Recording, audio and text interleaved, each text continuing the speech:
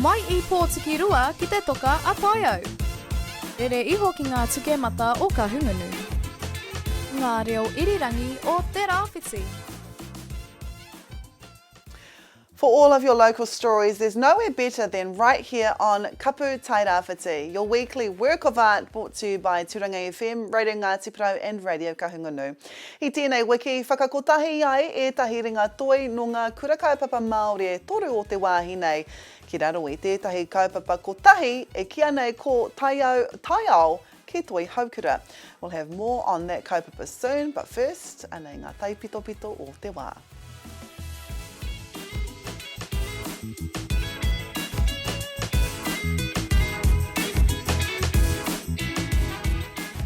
Mōre nei he ka mā ki te Tairawhiti, ki te whakanui I te wiki, hei whakapāho I te hauora hinengaro.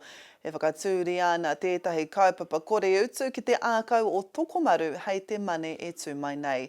He kai, he waiata, he hangi kore utu ko whakaritia, kia whakakotahi ai I te hapori ki te tautoko hoki tētahi I tētahi. Ki kahungunu ka whakahaeretia te hui ahurei pua Blossom Festival e te kaunihira o here taunga hei tēnei rā tonu te 21 o hepetema 2024. Hei te kau karaka timata ai tēnei kaupapa ki te pito o here taunga hei te kotahi karaka I te ahi nei timata ai te parade. Ka te koe rā ngā kōrero I tēnei wā.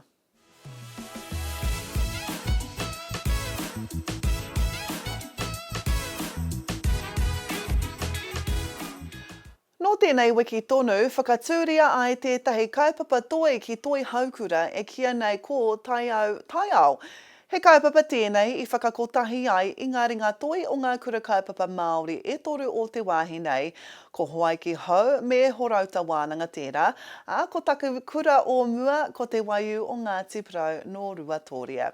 The students are guided by 3 dedicated kayako, all of whom previously attended Toihoukura together to hone their skills in the art world.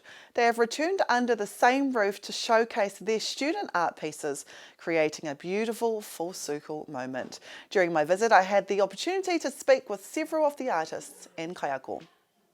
Kia ora I te iwi kei Toihoukura hou mō tētahi kaupapa nui whakaharahara e whakakotahi ana I ngā ringatoi o te kura kaupapa Māori o Te Waiu o Ngāti Porou, Horouta Wānanga me Hawaiki Hōu.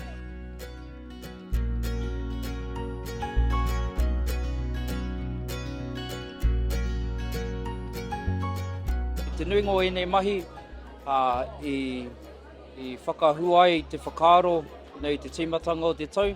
Engari ka puta mai ngā hua I tēnei wāhanga tau. So, waru wiki, pia, waru wiki, te whakaoti I ngā mahi. Pai tātou te rānei, te pōnei. Kia te taki kua whakawhai te mai koutou?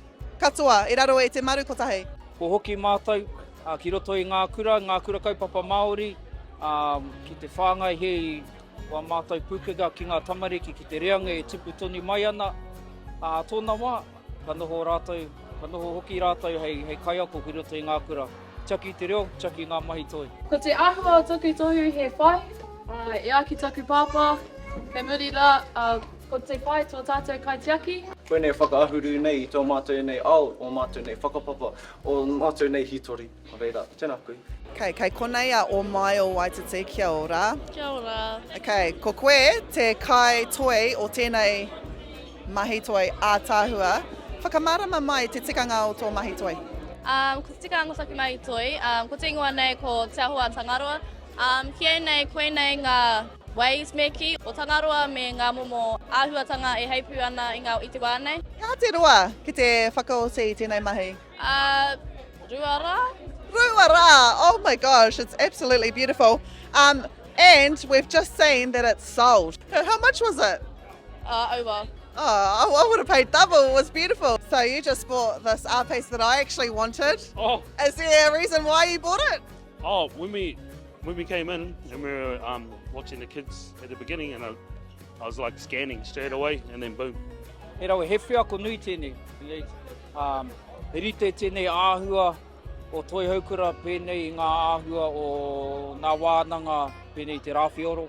He rau e te kuhi mai, te hoki mai ki roto ki Toihoukura. Te kite kei konei tonu etahi pene et, he reanga orite o mātou i konei, i Toihoukura, engari ko hoki ia, hei kai ako, hei pau ako, ki roto Toihoukura i tēnei wātonu. So yeah, he pai te rā ahuatanga.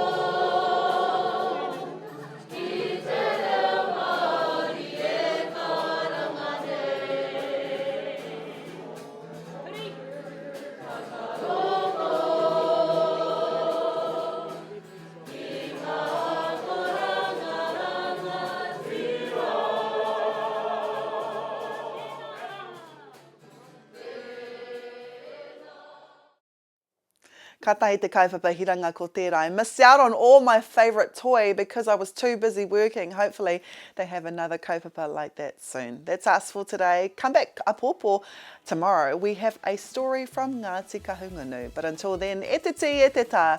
Hei kona.